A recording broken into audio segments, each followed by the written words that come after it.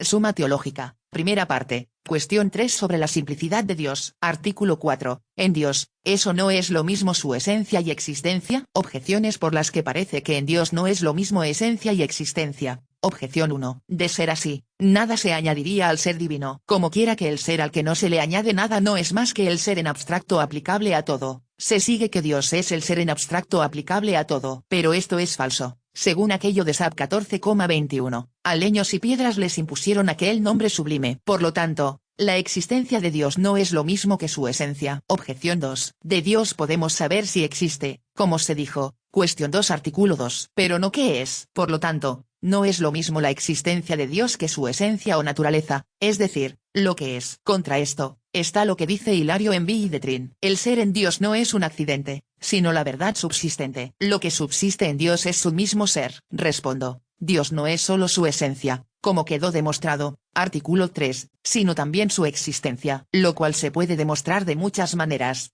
1. Porque todo lo que se da en un ser y no pertenece a su esencia, tiene que ser causado, bien por los principios de su esencia, como ocurre con los accidentes de la especie. Ejemplo, el poder reír es propio del hombre y brota de los principios de su esencia, o bien por algo externo. Ejemplo, el calor del agua está causado por el fuego. Sí, pues, en un ser su existencia es distinta a su esencia, es necesario que la existencia de dicho ser esté causada por algo externo a él o por los principios propios de su esencia. No obstante, es imposible que los propios principios de la esencia de un ser causen su existencia, porque todo ser creado no es causa de su propio existir. Por eso, siendo distintas en él esencia y existencia, la existencia tiene que ser causada por otro. Nada de todo esto se puede aplicar a Dios, pues sostenemos que Dios es la primera causa eficiente. Por lo tanto, es imposible que en Dios una cosa sea su existencia y otra su esencia. 2. Existir es la forma o naturaleza en acto. De hecho, la bondad o la humanidad no estarían en acto si no tuvieran lo que nosotros entendemos por existir. Es necesario, pues, que entre la existencia y esencia en un ser veamos la misma relación que hay entre la potencia y el acto. Como quiera que en Dios nada es potencial, como quedó demostrado, artículo 1, se deduce que en él no hay distinción entre su esencia y su existencia. Así, pues, su esencia es su existencia. 3. Así como lo que tiene fuego y no es fuego por participación, de la misma forma lo que tiene existencia y no es existencia, es ser por participación. Por su parte, Dios es su esencia, como quedó demostrado, artículo 3. Si, en cambio, no fuera su propia existencia, sería ser por participación, no por esencia. Tampoco sería el primer ser, y sostener esto es absurdo. Por lo tanto, Dios es su propio existir y no solo su esencia. A las objeciones. A la objeción 1. Algo a lo que no se añade nada es una expresión que puede entenderse de dos maneras. Una, cuando por naturaleza no se admite algo. Ejemplo, propio del animal irracional es que no tenga razón. Otra, cuando no se añade nada a algo porque por naturaleza no hay por qué hacerlo. Ejemplo, el animal en general no tiene razón porque no es de su naturaleza tenerla, como tampoco no tenerla. El primer sentido expresado, ser sin adición, corresponde al ser divino, el segundo, al ser en general. A la objeción 2. Ser puede tener dos sentidos. Uno, con el significado de existir, otro, con el significado de unión en una proposición. Esto es, cuando el entendimiento une el predicado con el sujeto. Con la primera acepción de ser no podemos conocer el ser de Dios, tampoco su esencia. Pero con la segunda acepción sí, pues sabemos que la proposición que hacemos de Dios al decir Dios existe, es verdadera. Esto lo sabemos por sus efectos, como quedó dicho. Cuestión 2 artículo 2. Fin del artículo 4.